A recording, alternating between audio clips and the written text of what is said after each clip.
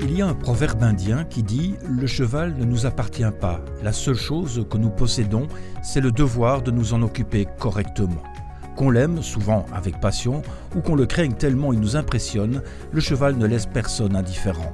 C'est de ce constat que l'envie est née de faire une émission autour des équidés pour mieux les connaître, mieux les comprendre et de cette manière mieux les respecter. Chaque mois, nous allons vous proposer Équilibre, un magazine équin centré sur ce merveilleux animal, à la fois si proche de nous et pourtant si mystérieux.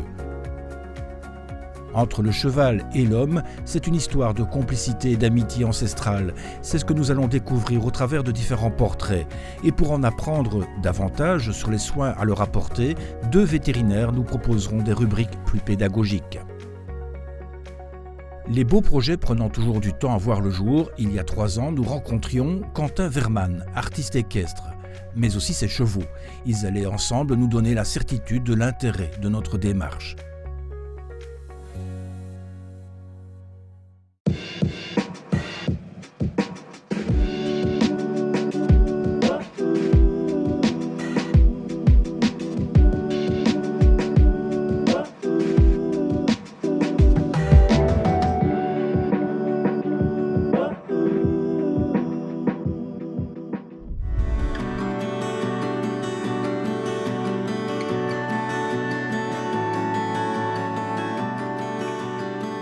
Quentin, on est ici dans ton univers, Ouais, on peut dire ça, les chevaux, c'est toute ta vie, c'est devenu toute ta vie en tout cas. c'est ça. Ça a démarré comment? Alors ça a démarré, ça a été une passion depuis que j'étais petit, j'ai toujours été passionné par les chevaux. Mes parents ne voulaient pas que je commence l'équitation parce que c'était un sport dangereux. Et puis j'ai continué à insister et à l'âge de 6 ans, j'ai pu commencer avec des stages d'équitation. Et puis à 7 ans, ils m'ont inscrit dans une écurie privée de dressage à Pérouet où j'ai monté pendant 10 ans. Et puis de fil en aiguille, j'ai rencontré des gens, j'ai eu des chevaux, des poneys et des chevaux à prêter. Et j'ai essayé des choses qui fonctionnaient, qui ne fonctionnaient pas. Et comme ça, petit à petit, j'en suis arrivé là où j'en suis aujourd'hui. Qu'est-ce qui t'apporte en fait les chevaux? Alors les chevaux, ils m'apportent déjà énormément de bonheur. C'est aussi une remise en question constante. Rien n'est jamais acquis avec un cheval, on apprend toute notre vie et moi j'apprends encore tous les jours et je vais apprendre toute ma vie en tant que cavalier. Donc ça c'est quelque chose de très intéressant je crois. Et beaucoup de travail, ça il ne faut pas le nier. Et qu'est-ce que tu leur apportes? Qu'est-ce que je leur apporte? Ouais. J'espère la meilleure vie possible. Je leur apporte du divertissement. Je veux déjà d'abord que tous leurs besoins soient respectés. Donc mes chevaux sortent au pré, ils sortent au pré toute la journée en été, ils ont des box qui sont faits tous les jours, ils ont la meilleure nourriture. Moi j'essaye qu'ils aient la meilleure vie et une vie surtout qui leur convienne, quoi. Bah, il y a tout d'abord le premier, c'est un poney Shetland, c'est ça? C'est ça. J'ai eu mon premier poney Shetland. Alors un Bastien? Shetland. Oui, Bastien. Alors lui j'étais en spectacle dans une foire agricole et une dame est venue me proposer de me donner son poney qui était jeune, il avait 3 ans. J'ai insisté de nouveau avec mes parents et puis on l'a pris parce qu'on avait une prairie à côté de la maison. Je l'ai mis là dans la prairie et petit à petit, ben voilà, j'ai commencé le dressage avec Bastien et il a fait mes premiers spectacles. Génial. J'ai commencé avec lui. Et puis alors, qui fait toujours partie de ta vie, mais Bastien fait quelque part encore toujours partie de ta vie parce que tu as toujours des nouvelles C'est ça. et tu le vois Oui. encore régulièrement. Oui, tout à fait. Et puis alors, il y a Tip. Il y a Tip qui est arrivé en février, ici ça fera 3 ans que Tip est arrivé et Tip ça a été le coup de cœur et c'est ce qui a confirmé que je voulais faire du spectacle. J'ai une relation avec Tip extraordinaire, c'était un ancien poney de sport, il tournait en complet et en saut d'obstacle. Alors qu'est-ce que tu entends par une relation extraordinaire? Alors je entends par là que j'avais pris Tip d'abord au pair, donc au pair ça veut dire que je ne l'achète pas, qu'on me le prête pour une durée indéterminée et que tous les frais sont à ma charge. Et j'avais dit je le prends un mois au pair pour voir si ça va. Et le jour où il est arrivé, j'ai su qu'il ne repartirait jamais. Mais comment tu fais ton choix justement? Parce qu'on va parler des autres aussi après. Qu'est-ce qui fait, c'est une question de feeling, mais qu'est-ce qui fait que tu te dis, là je le sens bien, tu vas me dire c'est un peu comme avec les gens j'imagine, mais... Il y a ce feeling qu'on a avec le cheval et que j'ai avec tous mes chevaux. Je ne vais jamais acheter un cheval avec qui je n'ai pas ce truc. Maintenant, ce qui est assez compliqué dans le spectacle, c'est qu'il nous faut des chevaux qui présentent bien. Il faut des chevaux qui sont beaux, donc maintenant je ne suis pas très objectif, mais pour moi mes chevaux sont magnifiques, ils ont du crin, ils ont une prestance, donc ça joue aussi. Une prestance, c'est super important pour le spectacle. Une prestance très importante en spectacle, c'est ça, oui. Et donc voilà, ça fait, et puis bien sûr la relation. C'est quelque chose, je ne sais pas trop expliquer ça, c'est un ressenti, enfin c'est quelque chose que je ressens. Tu le sens directement? Pas directement. Duende, par exemple, je ne l'ai pas ressenti directement, mon premier cheval. Mais Néron, je l'ai senti directement quand je l'ai vu. Et Tip, il est arrivé et lui, ça a été aussi directement. Tip, ça a vraiment été un coup de foudre, tout de suite. Alors, Duende, il y a aussi forcément toujours des histoires tristes. Ouais. On ne va pas non plus te faire du mal avec ça, mais il a hyper compté dans ta vie tout à aussi. fait. C'était ton premier cheval, en C'est ça. fait. C'est ça. Quand on commence le spectacle, on se rend très vite compte que la race dominante dans cette discipline, c'est les chevaux ibériques. Moi, c'est des chevaux qui me fascinent, qui sont magnifiques.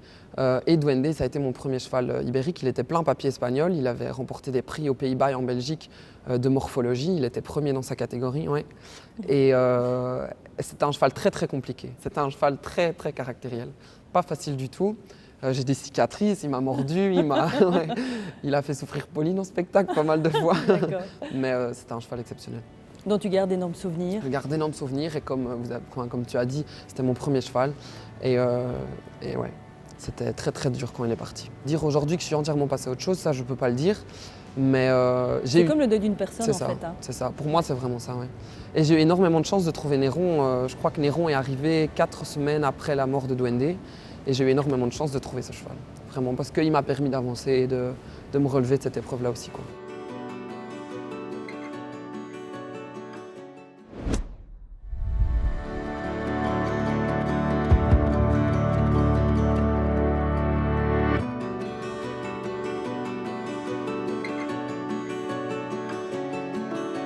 Qu'est-ce qui a fait que tu as choisi cette discipline-là plutôt qu'une autre finalement? Qu'est-ce qui t'a attiré? Déjà parce que ma passion pour le cheval, et puis à côté de tout ce qui était équitation, moi j'ai fait l'école du clown à Grédoisseau.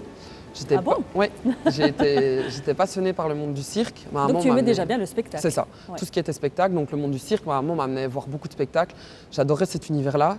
Et un jour j'ai été dans un salon animalier et j'ai vu Evelyne Winderlin, qui est toujours une très très bonne amie au jour d'aujourd'hui, en piste, et j'ai dit à ma maman, un jour moi je ferai ça aussi.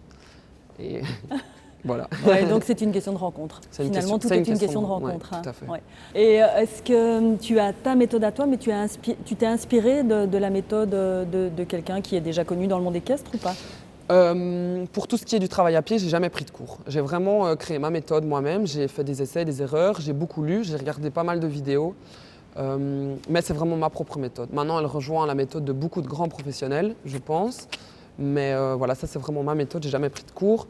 Maintenant pour tout ce qui est travail monté, là oui, là j'ai pris des cours et je prends encore des cours montés parce que ça c'est très différent quand même. Alors tu me le disais hors caméra, que Tip avait vraiment une manière bien à lui de faire le spectacle quelque part. Tout à fait, tout à fait. Ce qui est génial avec Tip, c'est que Tip il s'exprime dans mes numéros en liberté et c'est ce qui plaît le plus aux gens. Moi, c'est une liberté contrôlée, donc il sait très bien quand est-ce qu'il peut faire ça ou quand est-ce qu'il ne peut pas faire un exercice ou quelque chose. Mais il le fait avec une motivation et un plaisir incroyable. Il s'amuse en fait. Il s'amuse vraiment. Et ça se sent. Ça se sent. Et Pauline le dit toujours, souvent les numéros avec Tip, je rentre d'abord tout seul en piste et puis Pauline le lâche et Tip court vers moi. Et elle me dit c'est dur à le tenir tellement qu'il a envie d'y aller, quoi. Ça devient très long. Quel est ton plus beau souvenir? Alors, mon plus beau souvenir, c'est quand j'ai gagné Paris. En décembre 2019, j'ai participé au concours Equistar à Paris. C'est un concours, quand je me suis lancée dans le spectacle en 2017, j'ai toujours dit à mes parents et à mes proches, je vais gagner Paris. Donc c'était osé de dire ça, je ne dis pas le contraire. J'ai voulu m'inscrire en 2018, je me suis dit que j'allais attendre encore un an. Je me suis inscrit en 2019, j'ai travaillé très dur pour présenter un numéro potable. Et on est parti 5 jours à Paris. Et il y avait les sélections jeudi et vendredi. J'ai passé les sélections. Il y avait la demi-finale le samedi. J'ai passé la demi-finale. Et je me suis retrouvé en finale le dimanche. Et j'ai gagné le concours Equistar avec Tip. Ouais, on était, ça ne s'oublie pas, évidemment. Ça ne s'oublie pas, non. Non, c'était incroyable. C'était incroyable. Et on était là. En démarrant le concours, il y avait 12 participants. La moitié était belge et la moitié française. Et j'étais le seul belge à être en finale le dimanche. Donc c'était une fierté aussi. Quand j'ai gagné Paris, j'ai énormément de gens qui ont commencé à s'intéresser au travail que je fais. J'ai eu beaucoup de reportages, j'ai eu des articles, enfin ça a été incroyable. Plein de réussite en tout cas. Merci beaucoup. Merci Quentin. Merci.